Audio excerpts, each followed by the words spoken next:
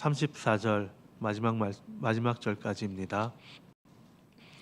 예레미야 52장 24절에서 34절까지의 말씀입니다.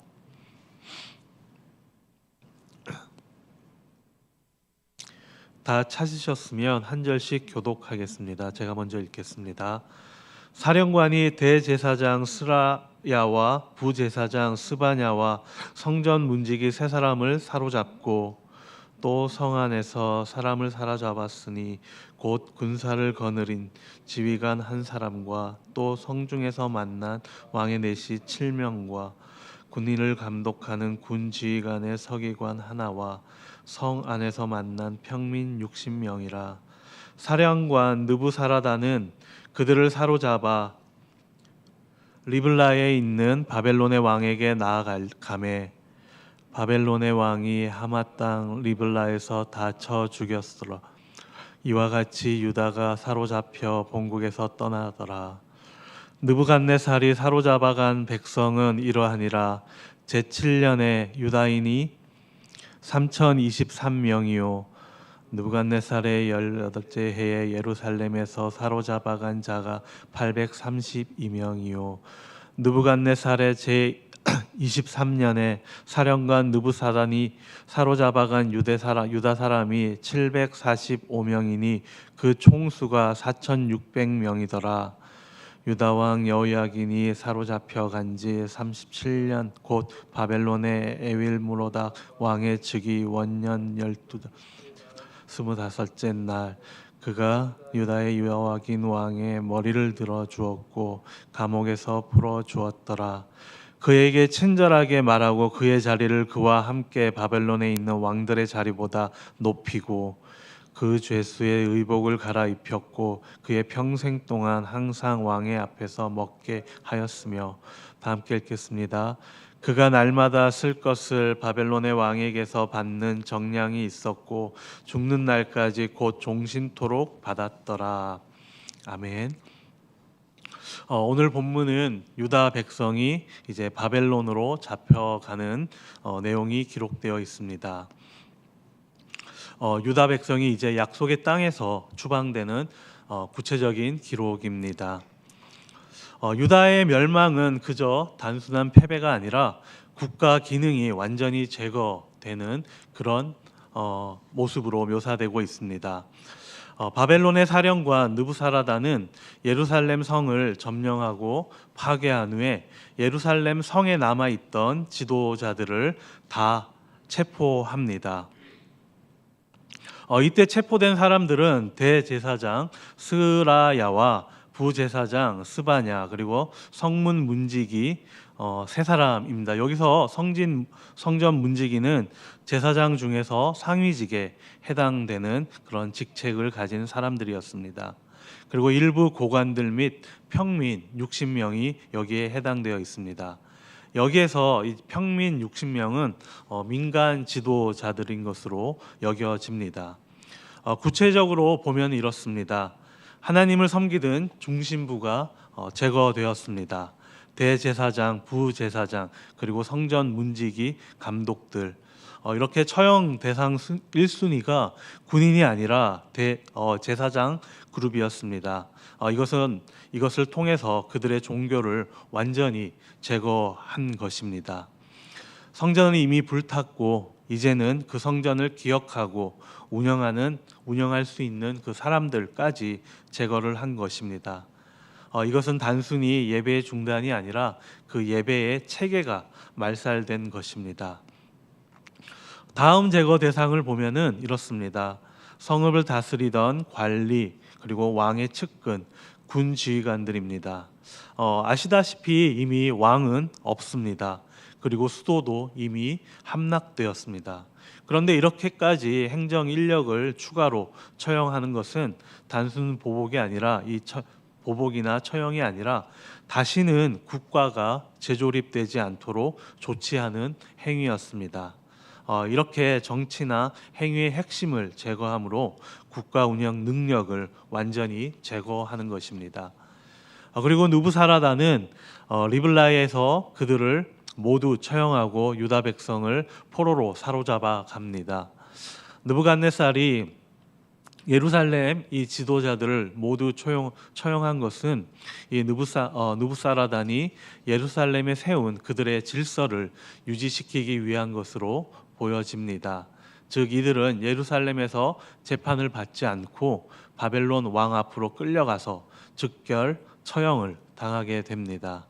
이것은 더 이상 유다가 자기 땅에서 자기 문제를 판단할 그런 권리조차 상실되었다라는 것을 우리에게 이야기해 줍니다. 법과 재판, 주권 이 모든 것이 빼앗긴 것입니다.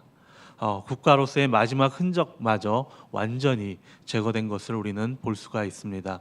아마 이것이 고대 근동 제국들이 반란 지역을 다스리던 전형적인 통치 방식으로 여겨집니다.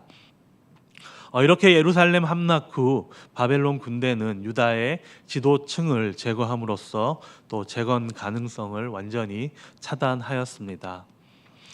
이렇게 느부갓네살에 의해 바벨론으로 포로로 사로잡혀간 유다의 백성의 수가 그 다음으로 이어지고 있습니다.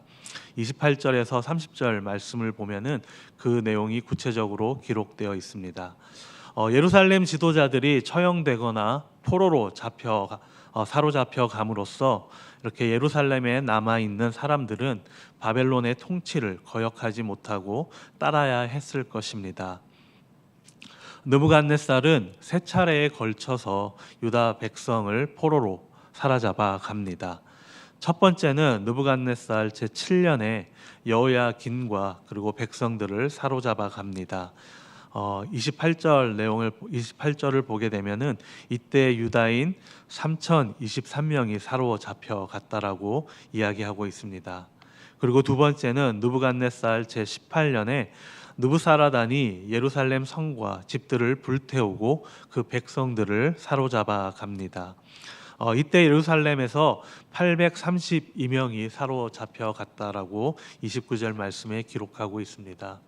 그리고 세 번째는 느부갓네살 제18년에 또 느부사라단이 745명을 포로로 잡아가고 있습니다. 30절 말씀에 기록되어 있습니다. 이렇게 세 번에 걸쳐 바벨론의 포로로 사로잡혀간 백성의 수가 총 4,600명이었습니다. 이 수는 비록 전체 인구는 아니었지만은 앞에서 살펴보았듯이 특정한 계층의 수를 가리키는 것으로 우리가 볼 수가 있습니다. 이 수는 아마도 성인 남성만 숫자에 포함하고 있는 것으로 여겨집니다. 만약에 이 수가 남자들만 계산한 것이라면은 실제로는 더 많은 사람들이 포로로 잡혀갔다라는 것을 암시하고 있습니다. 이 유다의 멸망을 구조적으로 보게 되면은 사회 각 계층들이 겹겹이 이렇게 벗겨지면서 멸망하였습니다. 이것을 보게 되면 다시는 회복하기는 불가능해 보입니다. 단순한 패전이 아니라 바벨론이 의도적으로 설계한 국가 해체인 것입니다. 미래에 대한 그런 가능성이 완전히 제거된 것입니다. 더 이상 희망이라는 것은 보이지 않고 있습니다. 그런데 오늘 본문의 마지막 사건인 느부갓네살 왕이 죽은 뒤에 여호야긴 왕이 감옥에서 석방되는 일이 일어납니다. 절망 속에 희망의 그런 서막이 열리는 것일까요? 한번 살펴보도록 하겠습니다. 사건의 개요는 이렇습니다. 바벨론 왕 에윌무로닥 즉위 원년에 유다 왕 여호야긴 왕을 감옥에서 풀어줍니다. 이것은 여호야긴 왕이 포로로 잡혀간 지 37년째 되던 해인 주전 561년의 일입니다. 31절에 보게 되면은 이렇게 기록되어 있습니다. 여호야긴 왕의 머리를 들어주었다 라고 기록하고 있습니다. 이 내용은 창세기 40장 13절에 나와 있는 내용, 즉 요셉이 술 맡은 관원장에게 꿈을 해봉해 주면서 했던 표현과 동일한 표현입니다. 그 뜻은 높이다, 또 명예롭게 하다의 그런 뜻을 포함하고 있습니다. 그리고 여호야긴 왕이 특별 사면된 뒤에 후한 대접을 받을 것을 암시하고 있습니다. 실제로 그 다음 절부터는 그 내용이 기록되어 있습니다. 그에게 친절하게 말하고, 즉 에일무로닥이 여호야긴에게 친절하게 대했다라는 것입니다. 그리고 에일무로닥은 여호야긴에게 다른 왕들보다 더 높은 지위를 부여하여 또 특별하게 대우하는 것이 32절에 나와 있습니다. 여기에 보게 되면은 그와 함께 바벨론에 있던 왕들이라는 표현이 나오는데요. 여호야긴과 같이 다른 나라에서 포로로 잡혀온 왕들을 가리키는 것으로 보여집니다.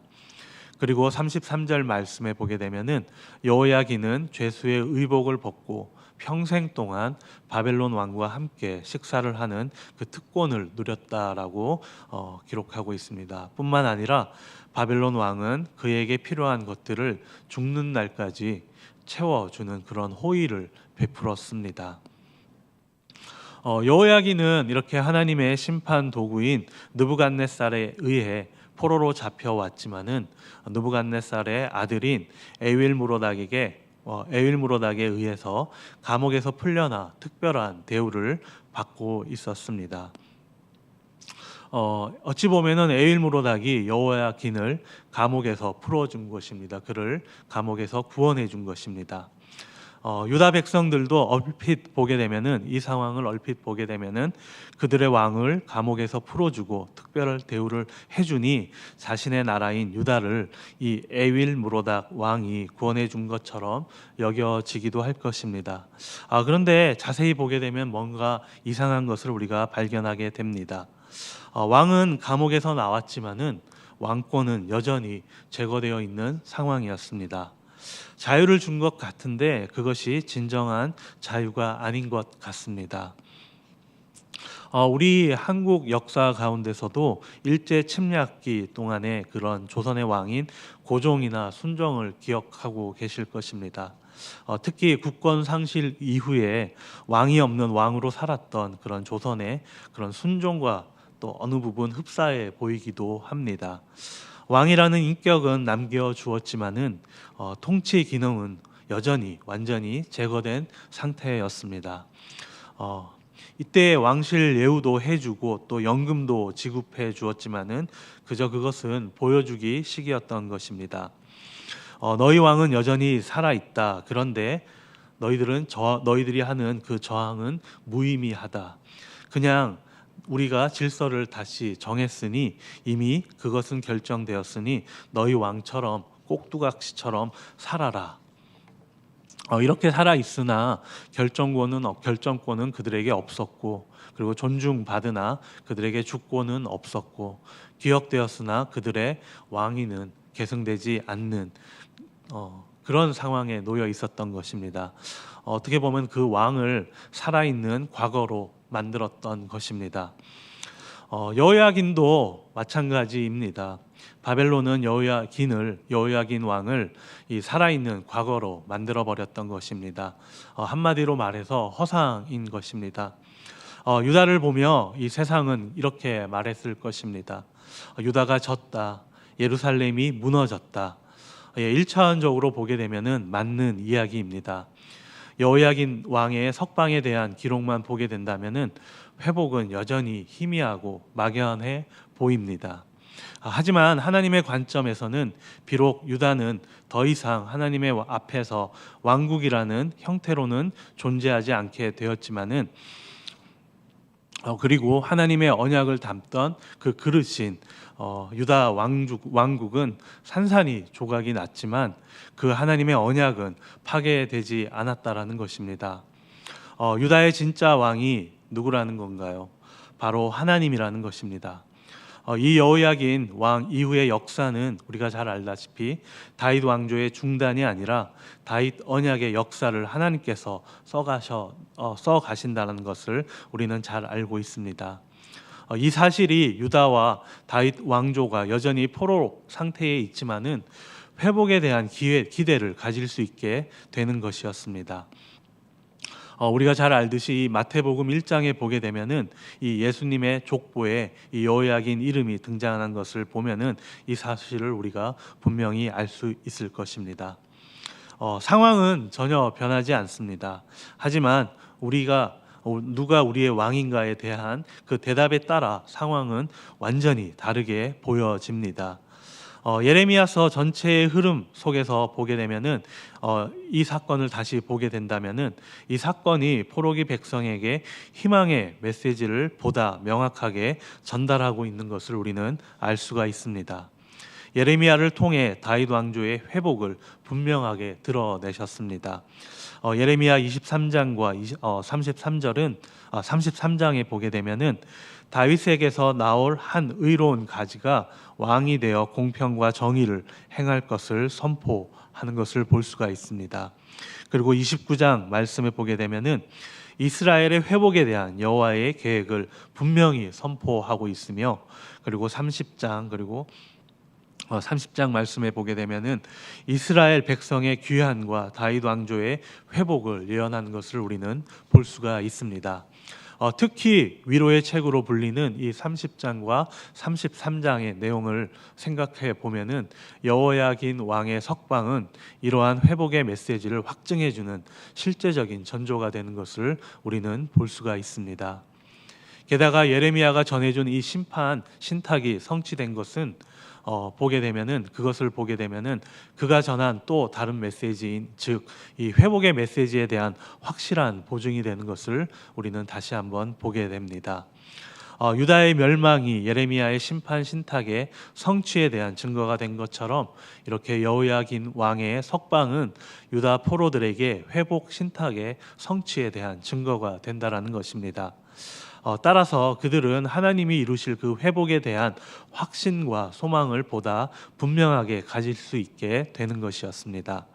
여호야긴이 더 이상 죄수의 대우를 받지 않는다는 것은 이렇게 암울한 시기를 겪고 있는 하나님의 백성에게 하나님이 다윗의 왕조와 맺은 그 언약을 여전히 잊지 않고 계심을 상기시켜 주는 것입니다. 포로기의 백성은 왕자에 앉아 통치하는 그 다윗의 후손을 실제로 보고 그 통치를 직접 체험하지는 못했지만은 여호야긴 왕의 석방을 통해서 이렇게 다윗 왕조의 회복을 위해 일하시는 하나님을 경험하게 되는 것입니다. 여호야긴 왕을 특별 대우하면서 이렇게 감옥에서 풀어준 그를 구원해 준 분은 결국 에윌무로닥 왕이 아니라 하나님이시라는 것입니다.